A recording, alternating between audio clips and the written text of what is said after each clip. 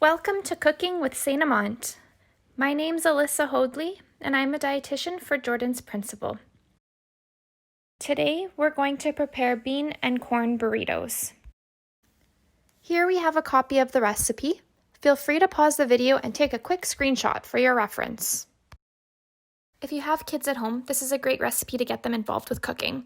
You can start by getting them to gather all these ingredients for the recipe. We'll also need these kitchen utensils. Start by preheating your oven to 400 degrees Fahrenheit. Next, you'll need to drain and rinse the kidney beans. Feel free to rinse multiple times under cool, running water. Next, you'll add the diced tomatoes.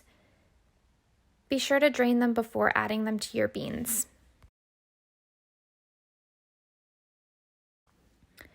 Add 1 tablespoon of chili powder.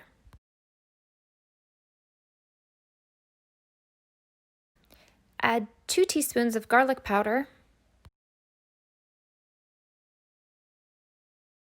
And add 1 tablespoon of cumin. Mash well using a fork, potato masher, or hand mixer.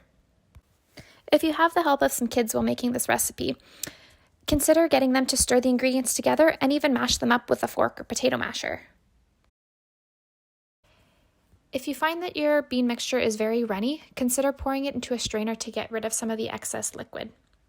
Next, you'll add the corn, shredded cheese, and onion. The recipe calls for canned corn, but if you have frozen corn instead, feel free to let that thaw before adding it to the mixture. If you don't have green onion, feel free to use white onion instead. Also, if you want to add any extra vegetables, now's a really great time to add them to the mixture. If kids are helping to prepare this recipe, feel free to get them to add the ingredients to the mixing bowl. If you wish to add any ground meat to your burritos, be sure to cook it and add it in now. Mix until all ingredients are evenly distributed. Spread about 3 tablespoons of your burrito filling on each tortilla and roll it up.